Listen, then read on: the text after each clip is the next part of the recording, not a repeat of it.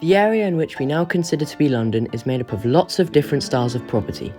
Not only are these a symbol of how different generations have shaped London to be as we know it today, but an encyclopedia on many areas of London, and being able to differentiate from one style to the next can be a very useful skill in this confusing capital. The land where Europe's third biggest city stands now was first settled in 50 AD, and since then the city has seen many changes in the way buildings were built. Fast forward to the 1600s, and London is the thriving centre of the United Kingdom. Little did anyone know that the Tudor and Stuart buildings that dominated the city's streets would almost all be destroyed in the Great Fire of London in 1666. The buildings that made up most of London in the 1600s were made out of wood, had thatched roofs, and had floors laden with straw. Following the Great Fire, a huge part of London needed rebuilding, and the typical wooden buildings were replaced with stone and brick buildings. The Georgian era took over from the Stuarts in 1714 and would reign until 1790. Throughout this time, the Georgians would build in a Palladian, regal and symmetrical style. One of the most iconic features of a typical Georgian home are Georgian windows, a window made up of 6 or more small panes of glass. Georgian properties dominate much of the West End of London, Hampstead, central London and just south of the river, in areas such as Greenwich and Woolwich. Following the end of the Georgian era, London began to rapidly expand. Here is a map of London during the Georgian period, and here is a map of London during the Victorian period. As you can see, the city grew quickly like it never had before. Victorian houses sprung up almost everywhere, filling in gaps in areas, completely rebuilding areas, and completely disregarding many historical locations, such as the Roman London Wall, which was destroyed to make way for railways, roads, and properties. The Victorians loved nothing more than to cram properties in, making thousands of long, narrow terraced houses, many being built with the signature bay window that was so popular that it has been adapted and is still being used in properties today. Towards the end of the Victorian era, the Queen Anne style properties were built, as well as the typical properties of the era. Queen Anne houses were inspired by the Dutch and featured timber hoods over front doors and windows with glazing bars.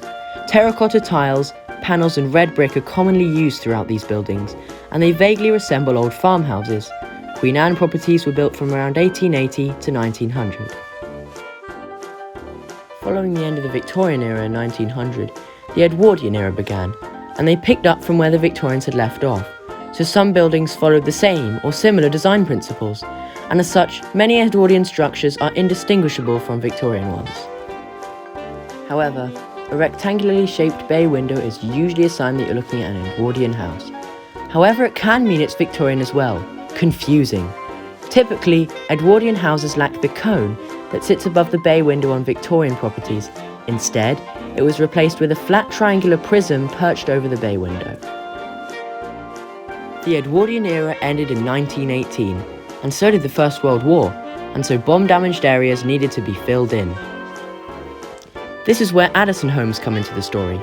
Addison homes were heavily influenced by the arts and crafts movement, allowed lots of natural light in, resembled countryside cottages, and were often built and organised in avenues, crescents and cul-de-sacs.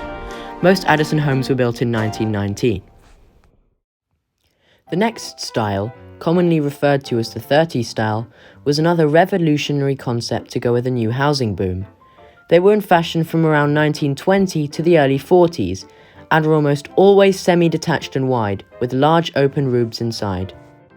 Many houses made use of the old Victorian bay window, however altered it with new Crittall windows. The rest made good use of an almost unheard of new bay window, barely used before. Shaped like semicircles and with 5 separate tall panes of glass, they have come to be known as rounded bay windows. Pebble-dashed walls, mock timber framing, recessed porches and hipped roofs are all common features of a 30s house.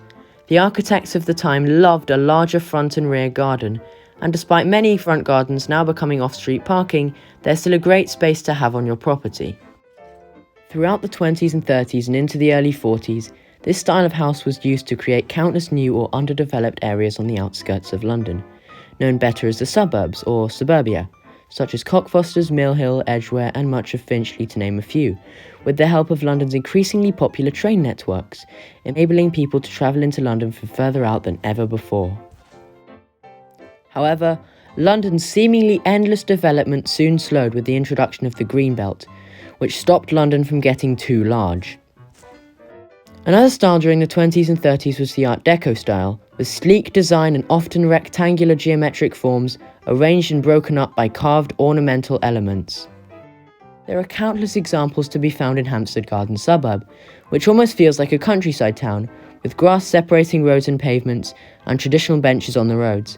Art Deco roads are usually very, very green and leafy.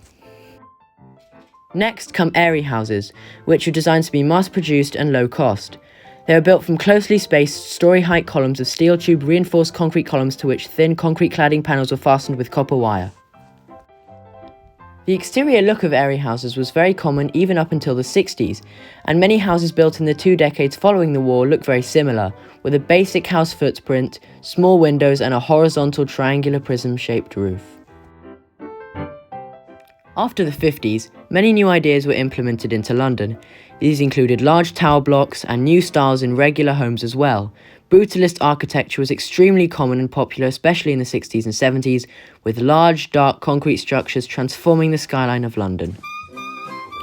Another easy-to-spot design is the 70s terrace, and as suggested in its name, was commonplace in the 1970s. Affordable terraced homes became increasingly popular during this time, and so a new type of house was introduced. The facades were clad with traditional tiles and weatherboarding, often had a garage and had central heating. They are usually tall and thin, usually around 3 to 4 stories tall. Architecture remained very much the same throughout the 1980s, but in the 1990s, residential and commercial architecture began to change again. Many people in the 1990s rejected modernism, and as such wanted new homes to be built to resemble the ones from bygone eras, such as the mock Victorian style, which was quite common. These properties are typically distinguishable from their predecessors because they often lack chimneys, and commonly have driveways as well as a small front garden. They almost always make use of modern slate roof tiles and have double glazed windows. They rarely have all the fancy decorations such as these, which were used on the properties they were built to resemble. The 90s new build is still very much in use today, as a lot of newer builds have a tendency to use this style. However, those aren't the only new builds, because a new style was just around the corner. The 20th century ended and London modernised itself, and one such example of this is the minimalist modern style. Built with mainly steel, concrete and glass, large spacious rooms, windows letting in tons of light, and many other new innovations. These properties are limitless, as they don't stick to a simple design idea like many other homes did in the century prior to them being introduced. A designer can have all the fun they want, which is probably the most distinctive feature of a modern property. Wacky, strange designs that will make you wonder how much housing architecture has evolved since we first started building millennia ago.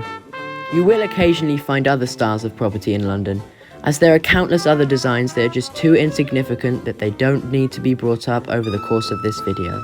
Sorry. Anyways, I'd like to thank the people who helped this video come into existence, as many of these shots couldn't have been done without them. Thanks guys!